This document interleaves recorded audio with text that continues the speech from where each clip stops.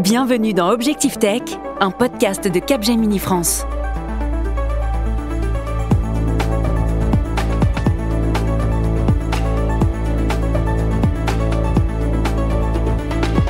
Bonjour et bienvenue en direct du studio 147 pour un nouvel épisode d'Écoutons le futur, une émission produite par Capgemini qui permet de mieux comprendre l'impact des technologies et de s'orienter dans un monde qui accélère et qui se transforme. Aujourd'hui, nous allons parler d'un domaine qui nous concerne toutes et tous, celui de la santé, car oui, la technologie et plus particulièrement l'intelligence artificielle bouleverse la médecine. Mais comment ? L'IA est au cœur de la médecine d'aujourd'hui, notamment en biologie et dans l'imagerie médicale, mais aussi dans l'aide au diagnostic. Demain, l'IA serait l'assistante des chirurgiens lors d'opérations. L'IA rendra les prothèses intelligentes ou permettrait de personnaliser les traitements grâce à l'analyse des données patients. Dans ce cadre, les chercheurs développent des approches et techniques multiples, tandis que le grand public oscille entre l'espoir de voir l'offre de soins améliorée et la crainte de perdre la relation humaine avec le soignant. Alors demain, tous soignés par une IA ? Écoutons le futur, une émission présentée par Valère Coréard. Et du monde autour de moi, Solène Lebars, vous êtes responsable du programme de recherche et innovation en santé chez Capgemini Engineering. Bonjour. Et à vos côtés, David Guéquière, responsable du secteur sciences de la vie chez Capgemini et également auteur du livre « Notre santé est en jeu » paru aux éditions Vibert. Bonjour David. Bonjour Valère. Et puis également nos invités, Hélène Marin, vous êtes directrice générale d'Ethic IA, bonjour à vous. Jamal Hatif, directeur délégué du Prairie, le Paris School OVI, si je ne dis pas de bêtises. Bonjour. Bonjour. Et bienvenue à vous également. Et puis vous, professeur Antoine Tenière, vous êtes directeur de Paris Santé Campus. Bonjour Valère. Bonjour, je vais commencer avec vous si vous le voulez bien. On n'imagine pas toujours à quoi peut ressembler l'intelligence artificielle dans le domaine médical. Et pourtant, les domaines d'application dans la santé sont très larges, très variés. Est-ce que vous pourriez nous expliquer et puis peut-être illustrer par quelques exemples ? Bien sûr. Alors, rappelez peut-être au départ que l'intelligence artificielle, c'est un ensemble de techniques et d'outils qui permettent de simuler finalement du raisonnement humain avec des outils informatiques notamment et qu'on peut l'appliquer effectivement à beaucoup de domaines dans la santé. C'est ce qu'on voit à la fois dans la recherche et le développement et puis quelques premiers cas d'usage aujourd'hui. Ce qui fonctionne très bien aujourd'hui, c'est l'utilisation d'outils qui vont permettre, ou d'algorithmes qui vont permettre d'analyser des images. Et c'est pour ça qu'il y a beaucoup de publications aujourd'hui autour de la radiologie, autour de l'analyse d'images en dermatologie, en anatomopathologie, c'est-à-dire l'analyse des tissus, et qui démontrent justement que quand on crée un algorithme et qu'on va le comparer en termes de performance par rapport à une analyse qui est aujourd'hui faite par des humains, on arrive à des niveaux de performance qui sont parfois aussi bons, voire supérieurs. Et ce qui est intéressant, c'est qu'aujourd'hui, alors tout le monde se pose la question un petit peu tarte à la crème de savoir est-ce que l'IA va faire mieux que l'humain, le médecin, etc. Ce qu'on montre aujourd'hui, c'est que c'est la combinaison des deux qui le plus souvent amène le meilleur niveau de performance. L'IA aujourd'hui a des très bons niveaux de performance parce qu'elle est reproductible et qu'elle permet justement d'avoir des avantages que les capacités cognitives humaines n'ont pas forcément toujours, notamment en termes d'attention. Elle n'est pas encore aujourd'hui aussi experte sur des cas un peu plus complexes, même si elle gagne énormément de puissance et de performance très, très rapidement. Alors pour être plus concret, j'allais vous demander à quoi ça sert aujourd'hui ? Eh bien aujourd'hui, par exemple, ce qu'on sait, c'est que quand on va analyser une radiologie ou un scanner, c'est-à-dire une image qu'on a obtenue avec des rayons X, appliquer un algorithme permet d'aller détecter beaucoup plus facilement, beaucoup plus rapidement et parfois avec beaucoup plus de performance que l'œil humain. Une des raisons, c'est que simplement l'œil humain détecte sur ce type d'image 11 niveaux de gris, alors que la radiologie ou le scanner en génère plus de 1000. Et donc on perd beaucoup d'informations. Ça, c'est le premier point. Le deuxième point, c'est qu'un médecin qui va lire une centaine de radios par jour, à la fin, il va être fatigué et il va avoir des baisses de performance, l'algorithme en fait qui va être utilisé, il va continuer à avoir la même performance. Donc ça, c'est un exemple assez simple. Ce qui est important de comprendre, c'est que pour développer ces outils d'IA dans la santé, on va avoir besoin de 3 éléments principaux. Le premier, je l'ai dit, c'est des données. Et donc aujourd'hui, les images sont utilisées comme des données. Aujourd'hui également, dès qu'un patient va interagir avec un médecin, qui va être dans ce qu'on appelle un parcours de soins, il va générer des données et ces données-là vont pouvoir être analysées. Pour pouvoir analyser ces données, il faut des algorithmes et donc il faut définir des conditions qui vont permettre de faire des déductions à partir de ces données-là.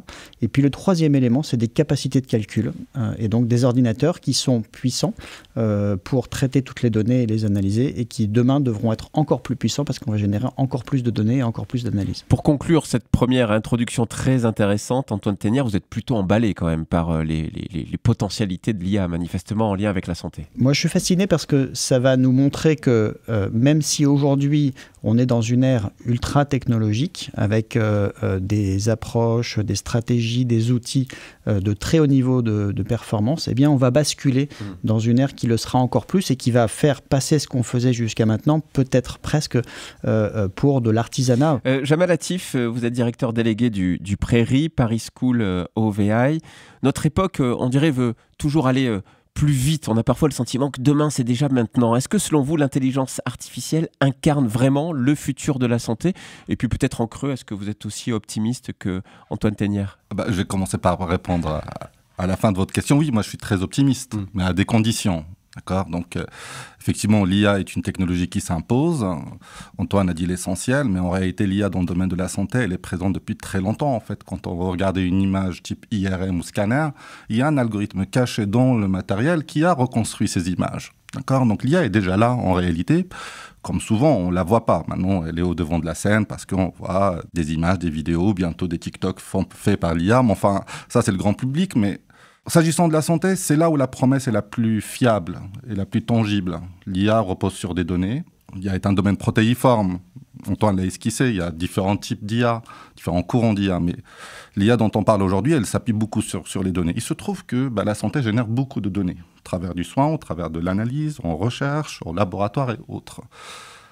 Donc oui, la promesse de l'IA, elle est valable, elle est déjà là, et le futur peut être positif, mais à condition de créer les conditions. C'est une technologie. Une technologie, c'est un outil. On en fait ce que l'on veut. Donc, il faut que la société s'empare du sujet, crée les conditions. À quoi vous pensez quand vous dites créer les conditions? Typiquement, le domaine de la santé, il est paradigmatique à cet égard. En fait, la santé, tout ce qu'il y a de plus profond dans l'humain, touche notre santé. C'est quelque chose de très personnel. Donc, il faut créer les conditions éthiques de règlement, de réglementation, de régulation pour en tirer le plus grand bénéfice pour tout le monde. Pour tout le monde, pour que l'ensemble des citoyens. C'est la promesse un peu en France. Ça veut dire soigner une personne, mais aussi utiliser ce soin pour passer à l'échelle dans certains cas et agglomérer des données sans trop en donner non plus, c'est ça l'enjeu? Alors ça, c'est un sujet qui m'échappe parce que moi, je travaille sur ces conditions-là de point de vue mathématique, on va dire. C'est que comment préserver la vie privée tout en ayant recours aux données, aux algorithmes d'IA. Les algorithmes d'IA s'appuient sur des données personnelles. Maintenant, pour que ces algorithmes soient performants, il faut davantage de données. Il faut qu'on partage nos données. Alors, c'est une question de partage. Comment créer les conditions pour qu'on puisse partager ces données en toute confiance? Soit on va créer des cadres de sécurité. En gros, on va mettre les données dans un endroit et il n'y a que des personnes qui sont qualifiées qui peuvent y avoir accès. Soit, dans l'algorithme, on fait en sorte de créer des algorithmes qui puissent préserver la vie privée par construction. Donc ça, c'est aussi la question qu'on peut poser aux concepteurs des algorithmes. Ça, c'est un exemple. Il y a d'autres exemples qu'on peut discuter par la suite. Comment faire en sorte que l'usage soit éthique au service de tout le monde. Et Hélène Marin, directrice générale d'Ethique IA, je vous vois acquiescer, opiner du chef là, au propos de Jamal. Exactement. Après, sur l'approche éthique, donc, il faut quand même toujours ajouter un modulo, puisque on est nombreux à partager nos données personnelles donc, avec les GAFAM et à derrière ne pas vouloir les partager dans le secteur de la santé. Donc, il faut aussi prendre tout ça en compte quand, justement, on peut avoir des patients qui ont des problèmes de santé et qui vont poser la question à ChatGPT. C'est peut-être pas la meilleure des solutions. Il faut peut-être effectivement voir comment est-ce qu'on fait évoluer le système de santé pour utiliser ces données personnelles dans un certain cadre ChatGPT qui a mis sur le devant de la scène, pour le coup, cette technologie de l'intelligence artificielle. Mais Hélène Marin, est-ce que ça ne pourrait pas se faire au détriment d'autres champs de recherche, cette montée en puissance de l'IA dans le domaine de la santé ? Non, je pense pas. Je pense que l'exemple du Covid était d'ailleurs assez parlant. On a pu produire des vaccins dans des temps records. Et donc, je pense que justement, la question est plutôt comment est-ce que la recherche sur l'intelligence artificielle peut servir la recherche globale. Donc, notamment dans le secteur de la santé, on peut voir que toutes ces nouvelles technologies vont développer les essais in silico. Toute la question des jumeaux numériques, notamment avec le projet Made in Twin, par exemple, qui a été présenté notamment à Paris Santé Campus l'année dernière. Donc au contraire, moi je dirais que c'est pas l'un ou l'autre, c'est comment est-ce que l'intelligence artificielle peut faire progresser la recherche de façon générale. On va se poser quelques questions avec David Guéquière, responsable du secteur sciences de la vie chez Capgemini, auteur du livre « Notre santé est en jeu », c'est paru aux éditions Vuibert.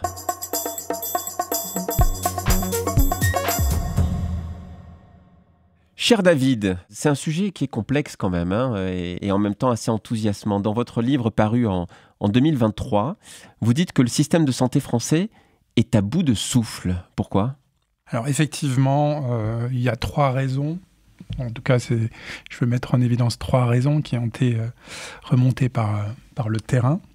La première, c'est que les professionnels de santé sont épuisés. Une des raisons pour lesquelles j'ai voulu tendre le micro au terrain, pour comprendre pourquoi. On peut citer 2 exemples, et on en a encore parlé cet été. Il y a des services d'urgence qui sont sous tension, où les professionnels de santé, effectivement, sont épuisés, n'en peuvent plus. Donc ça, c'est le premier point. Après, un corollaire, c'est qu'on pointe ce sujet de moyens comme une des raisons de cet épuisement, malgré, effectivement, des dépenses de santé qui sont quand même relativement conséquentes en France, de l'ordre de 11 à 12% du produit intérieur brut. Mais cette absence de moyens entraîne une frustration générale, que ce soit du côté des professionnels de santé ou des patients. Et justement, en ce qui concerne les patients, ils peinent à trouver des solutions de soins, notamment de premier recours. Quand il y a 6 millions de Français et Françaises qui n'ont pas de médecin traitant en France, ou encore des difficultés à accéder à des spécialistes, notamment en dehors de la région parisienne. Et je rajouterai un dernier point, c'est qu'il n'y a plus de souplesse dans le système. C'est-à-dire que quand on a une épidémie saisonnière, comme la bronchiolite l'hiver dernier, en fait, il y a un pic, même s'il n'est pas très important, et le système ne sait plus répondre. Tout de suite, il est à la limite de la rupture ou de la saturation. David, dans votre livre, là, Notre santé est en jeu, vous avez donné aussi la parole à des praticiens. Qu'est-ce qu'ils vous ont dit ? Alors effectivement, j'ai eu la chance, et c'était mon objectif, d'interviewer plus de 40 personnes, donc des médecins, des infirmières, des aides-soignantes, des représentants syndicaux également, des députés et aussi des représentants des patients. Ils soulignent un certain nombre de choses. La première chose qui paraît une évidence, qui n'est pas forcément possible, c'est la nécessité d'avoir un travail en équipe pluridisciplinaire. La deuxième, c'est aussi la nécessaire responsabilisation des patients, et son corollaire, c'est la prévention. Et c'est un champ qui est particulièrement non développé en France par rapport à d'autres pays. Il y a aussi une nouveauté qui est intéressante, c'est cette conscience qu'il faut envisager la santé en regardant tous les écosystèmes et leur interconnexion, à commencer par la nature. Enfin, il y a des craintes, c'est celle qui concerne la financiarisation du système de santé. Ça pourrait créer une médecine à plusieurs vitesses. Alors, il y a aussi de l'espoir. Dans le livre, j'ai collecté un certain nombre d'expériences de terrain qui apportent des réponses pragmatiques et qui gagneraient à être généralisées. Et puisqu'on parle de données et d'intelligence artificielle aujourd'hui, il y a une expérience du nord de la France qui m'a beaucoup intéressé, c'est qu'ils ont utilisé un certain nombre de données sur le territoire au niveau d'un bassin de santé, non plus pour finalement attendre les patients dans les hôpitaux et dans les cabinets, mais aller vers les patients en identifiant les endroits où il y a un manque de soins. Alors, selon vous, dernière question, est-ce que l'IA pourrait permettre, ou pas d'ailleurs, une certaine forme de démocratie sanitaire, c'est-à-dire donner plus de pouvoir de décision aux patients. On sait que c'est une demande légitime d'ailleurs dans certains cas. Tout à fait. Alors rappelons déjà, la démocratie sanitaire, c'est quoi? Donc ça vise à associer les citoyens, les patients et les consommateurs aux prises de décision et aux politiques de santé. Il y a déjà 2 exemples qui sont en place. Au niveau national, il y a un organisme qui s'appelle France Asso Santé qui regroupe toutes les principales associations de santé et de consommateurs. Et au niveau de certains hôpitaux, il y a des patients qui siègent dans les conseils de surveillance avec un petit problème qui a été relevé, c'est qu'il faut trouver des patients qui soient formés à cet exercice. Et justement, en fait, le sujet de la formation des patients est le point clé. Non seulement pour prendre des décisions pour eux-mêmes, donc ce qu'on appelle en anglais le patient empowerment, mais aussi pour la communauté.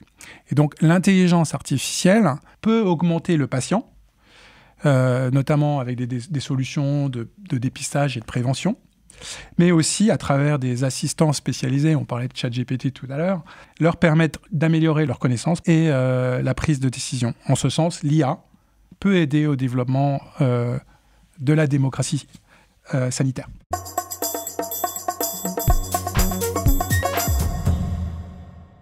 Merci beaucoup David. Antoine Teignères, une remarque sur l'IA au service de la démocratie sanitaire? De façon générale, en fait, je pense que ce qui est intéressant, c'est de se rappeler que l'IA, c'est un outil, ou c'est un ensemble d'outils. Et donc, comme les outils qu'on utilise aujourd'hui, c'est à nous de définir à quoi on veut les utiliser, dans quel but, avec quelles limites. Et donc, se rappeler que si on a effectivement de la technologie qui émerge, elle doit correspondre aussi à nos fondamentaux et à nos valeurs. On parlait tout à l'heure de la question des données. Un élément fondamental dans la médecine, c'est le secret médical. Et donc, il faut qu'on intègre dans ces outils-là ces éléments fondamentaux. La démocratie sanitaire en fait partie. Et donc, dans la conception justement de ces approches-là, il ne faut pas qu'on inverse les choses et qu'on devienne dépendant du développement des outils, mais qu'on soit toujours en maîtrise. En tout cas, c'est ma vision des choses. Ne pas perdre le contrôle, quoi. Exactement. Ça fait penser un peu à des films de science-fiction. Ouais. Mais ça vient, et c'est tout à fait spécifique à l'IA parce qu'il y a ce fantasme qui est lié à la rupture de monopole de l'intelligence, qu'un jour, l'IA sera plus intelligente, sera capable de prendre plus de décisions, etc., que ce que l'on fait aujourd'hui. On n'y est pas, on contrôle le développement de ces outils, même si ça se développe très vite, et donc il faut garder cette logique et cette vision-là. Rapidement, Hélène Marin, directrice générale d'Ethique IA, démocratie sanitaire, IA, ça vous parle? Oui, totalement. Nous, justement, on travaille notamment sur ces notions avec l'IA de confiance, puisqu'on crée des méthodologies donc collégiales, intégrant toutes les parties prenantes et notamment les représentants de patients. Donc on travaille avec France Asso Santé depuis le début, et c'est aussi un vecteur de formation effectivement des représentants de patients, et France Asso Santé fait beaucoup sur ce sujet. Jamal Latif, question pour vous. Je le rappelle, vous êtes directeur délégué du Prairie Paris School OVI. Où on en est aujourd'hui quand on parle IA et santé en termes de recherche et d'application? Quelle est votre vision? C'est que ça se développe très vite. C'est un des domaines de recherche les plus dynamiques. L'IA en soi comme domaine de recherche, en fait, l'IA, il y a le domaine de recherche, il y a un ensemble d'outils, domaine d'application, et c'est aussi un secteur d'investissement conséquent. D'accord ? Parfois, c'est 3 volets de l'IA, parfois ils se rencontrent, mais quand on parle de la recherche en IA, on va utiliser pour la première fois dans ces discussions le terme machine learning, ou apprentissage automatique, qui est le sous-domaine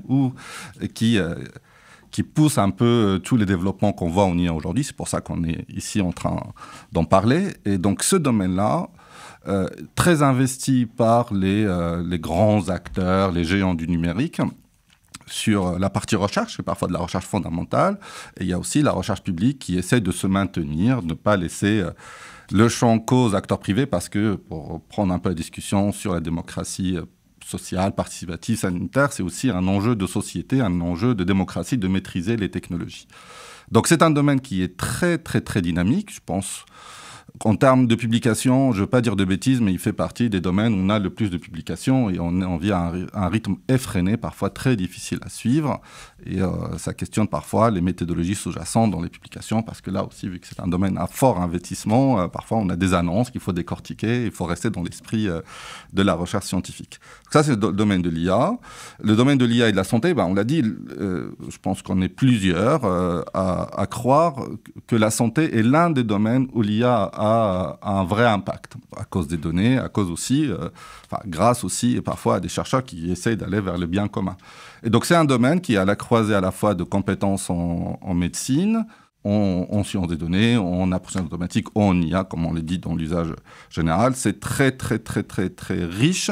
Parfois, il faut suivre le rythme et j'avoue, parfois même, moi-même, j'ai du mal un peu à suivre ce qui se fait. C'est ce que j'allais vous demander. En fait, on dirait presque que vous réclamez un tout petit peu de débrayage pour qu'on reste dans la recherche scientifique, notamment, non ? Parfois. Faut pas que ça s'emballe, quoi. Parfois. Ouais. Parfois, on a envie. Effectivement, vu que c'est un domaine qui intéresse beaucoup d'investissements, donc ça crée beaucoup de bruit. Parfois, on parle qu'on a presque atteint l'intelligence humaine, sachant qu'on ne sait toujours pas définir ce que ça veut dire intelligence.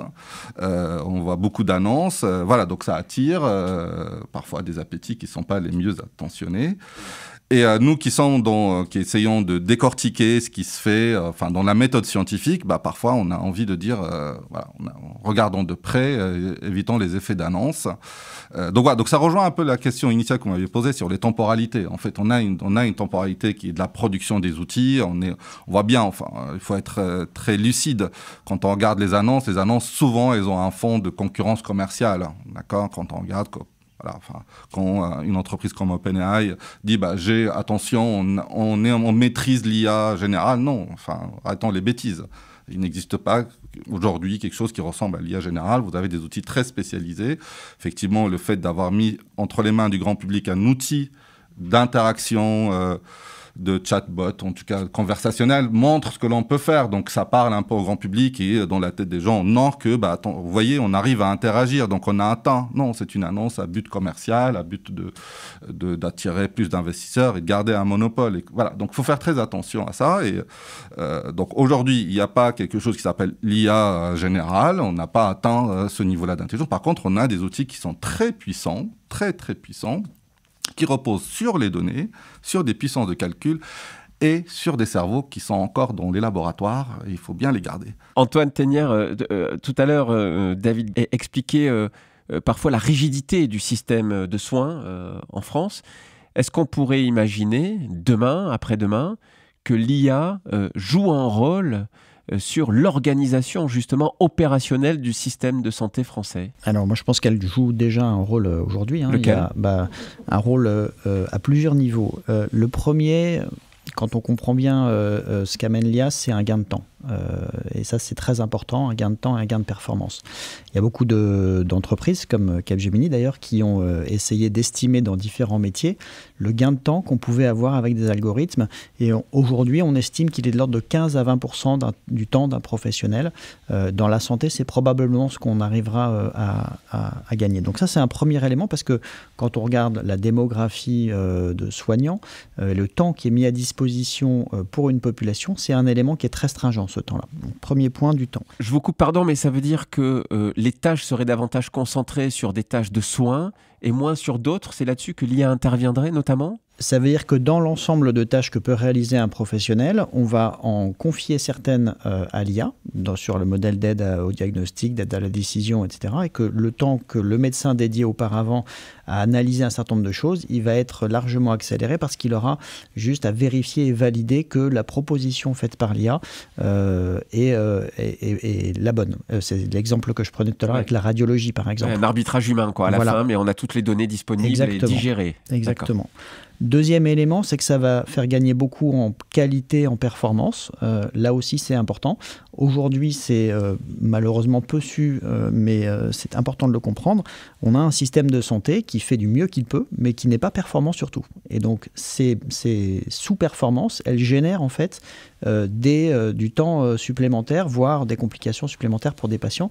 Donc, arriver à améliorer la qualité, la sécurité de ce qui est fait pour les patients, c'est un objectif évidemment important pour tous les professionnels et pour les organisations, mais qui pourra être, à mon avis, mieux atteint. Et puis 2 autres éléments qui sont importants. Le premier, c'est que ça permet de mieux partager et diffuser de l'information, notamment vis-à-vis des patients, avec des assistants, avec des chatbots, avec la possibilité d'avoir à disposition finalement les questions qu'on va poser à un médecin mais qu'on ne peut pas lui poser tout le temps parce qu'il n'est pas disponible et qu'on va poser à un assistant. Ça, c'est un premier point. Et dans cette optique-là, de faire évoluer aussi notre système, et c'est une vraie transition profonde qu'on est en train d'essayer de réaliser, vers un système qui est plus préventif. Et donc, s'il est plus préventif, il va permettre d'éviter plus de maladies et donc d'alléger aussi la quantité de travail pour les soins. Chatbot, quand je vois à quel point on peut parfois s'agacer devant un chatbot lorsqu'on veut changer, je sais pas, un forfait internet ou autre, alors j'imagine s'il s'agit de notre santé, il va falloir que ça marche bien quand même. Ça peut aussi créer des frustrations terribles. Alors ça marche bien, et puis surtout ce qu'on a montré, il y a une très jolie étude et très intéressante là-dessus, c'est que parfois ce type de dispositif a plus d'empathie que les humains. Il y a une publication dans le Lancet récente qui montrait justement qu'en analysant, évidemment en aveugle pour des patients, la conversation qu'ils avaient soit avec un chatbot, soit avec un médecin, eh bien, ils trouvaient que justement les outils d'IA générative utilisés dans les chatbots étaient parfois plus empathiques que les patients, que les médecins, pardon. Hélène Marin, d'un côté, les soignants ont peur de se faire remplacer. On évoque par exemple la possibilité de résoudre le problème des déserts médicaux par le recours à des cabines automatisées, robotisées. De l'autre, les questions d'acceptabilité sociale, de responsabilité se posent bien sûr. C'est quoi votre constat sur ces enjeux? Alors déjà, j'ai l'impression que les soignants n'ont plus vraiment peur de la technologie, puisqu'en fait, elle est là, elle est déjà déployée au sein des établissements de santé en France, à différentes échelles, suivant les territoires, ça c'est certain. Mais comme le disait très bien Antoine ou Jamal, l'IA, c'est avant tout un outil. Et je pense que les professionnels de santé sont conscients de ça. Et on voit bien qu'on est toujours en pénurie de radiologues et qu'ils n'ont pas disparu, mais qu'on a bien besoin d'eux pour le moment, quoi. Donc, pour moi, la question est plutôt celle de la transparence, donc des deux côtés, c'est-à-dire la transparence de la part des concepteurs d'innovation vis-à-vis des professionnels de santé, sur les limites et les risques des solutions, sur comment les utiliser et dans quel cadre, et ensuite transparence des professionnels de santé vis-à-vis des patients, puisque actuellement, si vous tombez et que vous allez aux urgences, il y a de grandes chances que votre radio soit analysée par une intelligence artificielle, qui sera bien sûr validée par un être humain derrière. Mais quand on dit ça au grand public, la plupart n'en sont pas conscients. Donc on a aussi un besoin donc d'informer les patients, pas forcément de recueillir le consentement, et ça c'est important. Au sein de la loi de bioéthique, c'est bien une information des patients et pas un recueil du consentement. Donc on ne bloque pas justement le déploiement de l'innovation, mais il y a tout ce travail-là à faire. Dans un premier temps. Ensuite, sur la question justement des déserts médicaux et ce que peut apporter l'innovation, je pense que ça peut notamment apporter beaucoup sur la question de l'égalité d'accès aux soins notamment, et comment est-ce qu'on recrée de la qualité des soins dans les territoires. On travaille par exemple, nous, sur des nouveaux parcours de santé, donc notamment sur la télémédecine de garantie humaine. Donc avec Made in Plus, l'idée est de se dire de permettre aux patients en fait de par exemple faire du dépistage pour le cancer du sein ou pour tout type de cancer, puisque en fait l'IA sur le traitement d'image c'est le domaine où c'est le plus développé. Et comment est-ce que donc en mettant des professionnels de santé qui sont pas forcément spécialisés sur la pathologie mais qui vont pouvoir justement faire des images, des scanners, des radios, on va pouvoir derrière les analyser à distance par justement des experts du domaine, et donc comme ça, améliorer justement le dépistage donc de différentes pathologies. Ce qui va éviter aux patients de faire 2 heures de route pour avoir à faire leur dépistage dans le cadre de la prévention. Envie de comprendre comment la tech façonne le futur? Intelligence artificielle, cybersécurité, cloud, transition écologique. Nos experts, clients et partenaires vous donnent les clés pour libérer la valeur de la technologie. Objectif Tech, le podcast de Capgemini. Abonnez-vous. On va accueillir avec plaisir Solène Lebars pour parler notamment impact. Vous êtes responsable du programme de recherche et innovation en santé chez Capgemini Engineering.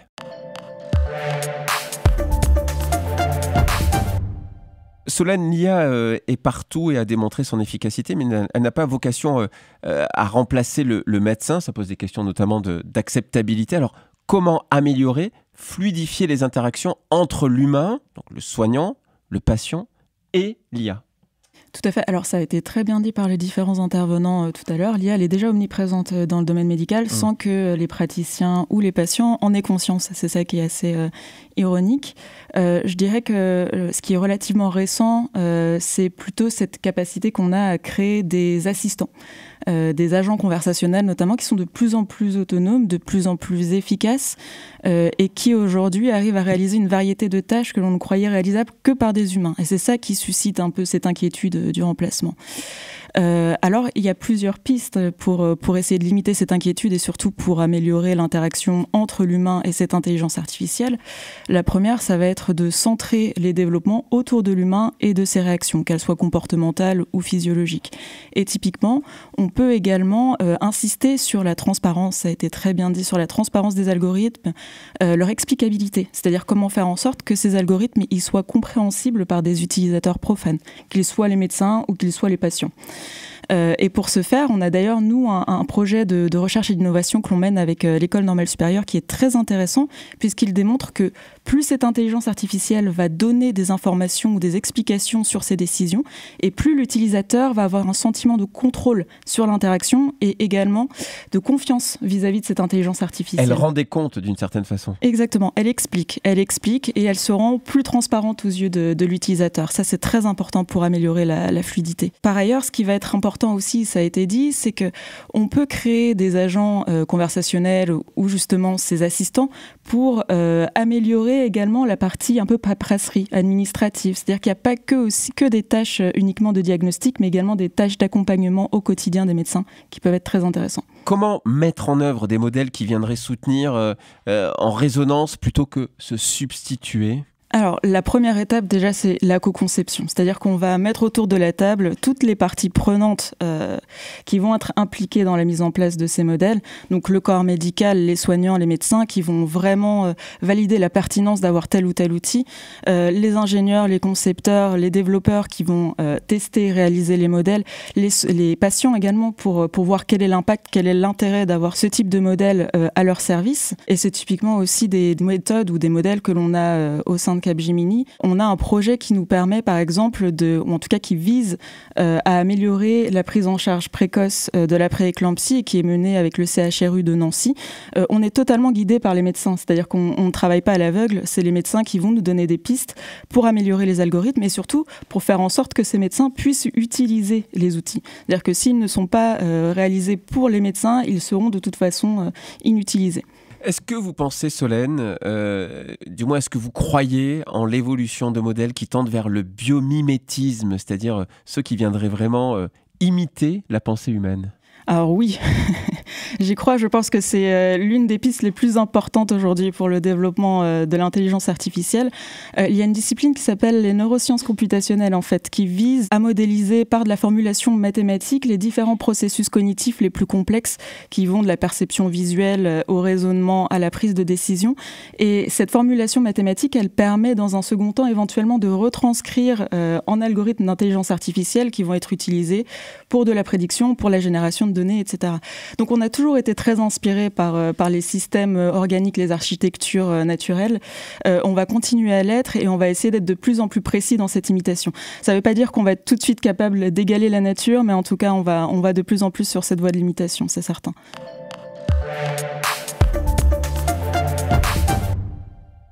Hélène Marin, directrice générale d'Ethique IA, on en parlait, la question de l'éthique et de l'acceptabilité sociale se pose bien sûr sur ces sujets.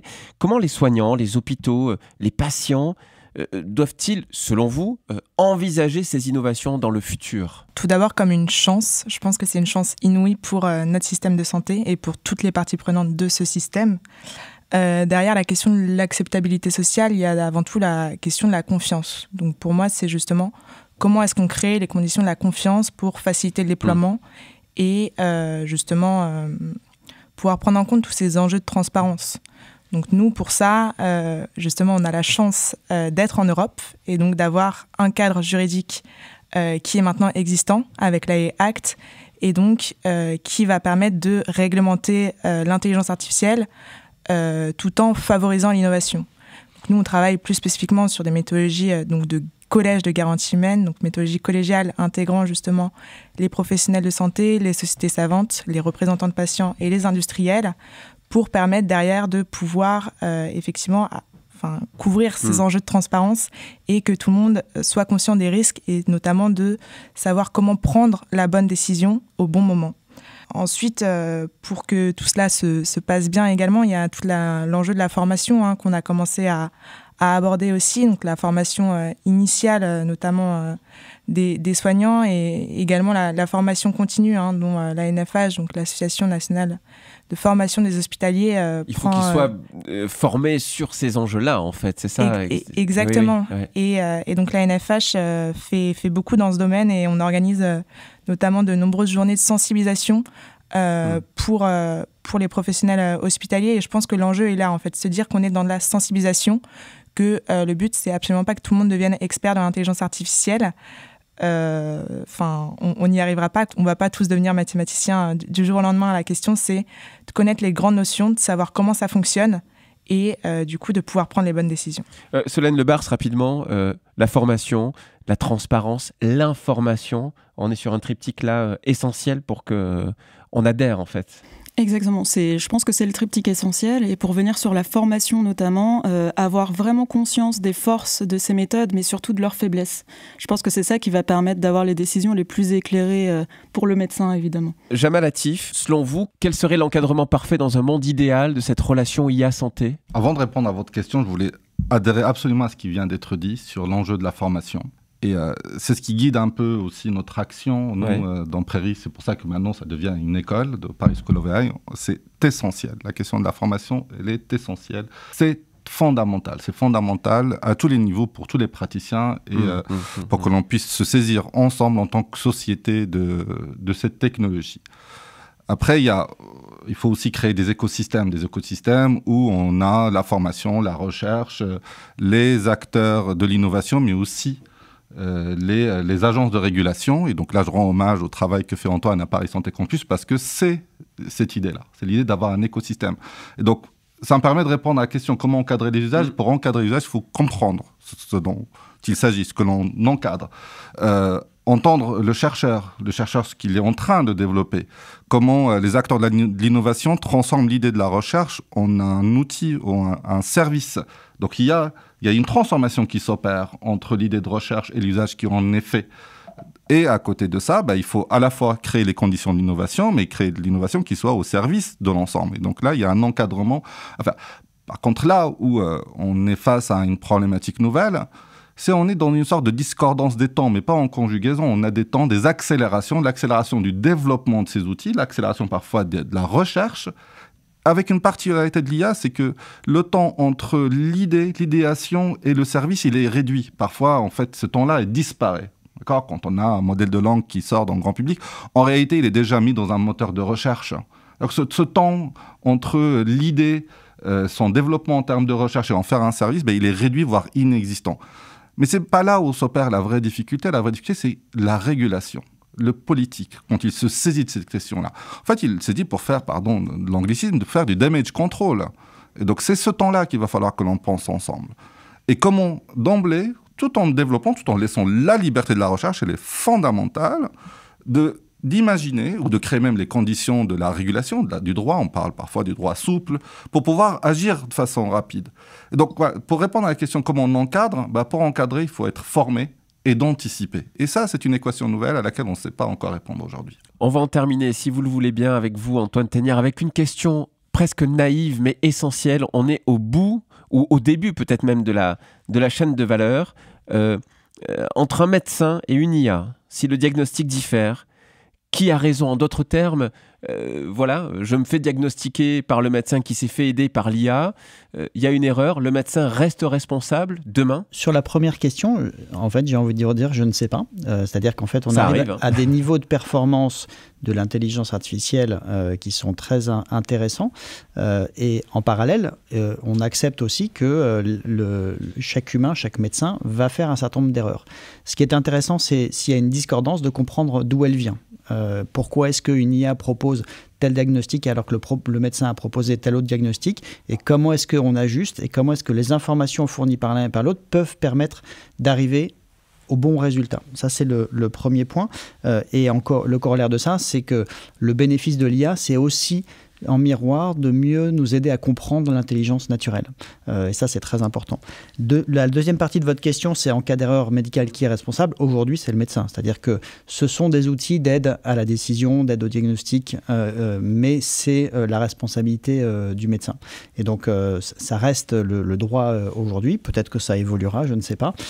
Mais en tout cas, moi, en tant que professionnel, je suis attaché à ce qu'on reste responsable devant nos patients. On va les accompagner, on va leur poser des questions, on va les aider. Il faut que ce soit vraiment, là aussi, j'ai utilisé la notion de fondamentaux, un élément fondamental. C'est la fin de cette discussion, on peut le dire sans langue de bois, passionnante. Alors si vous appréciez, l'émission, pensez à vous abonner, à laisser des étoiles sur vos plateformes de streaming préférées, à partager cet épisode avec votre entourage. On n'a bien sûr probablement pas répondu à toutes les questions que vous vous posez, vous qui nous écoutez, mais je crois qu'avec nos invités, que je remercie d'avoir été avec nous pendant ces 45 minutes, on a pu débattre, définir et parfois même rêver autour du futur.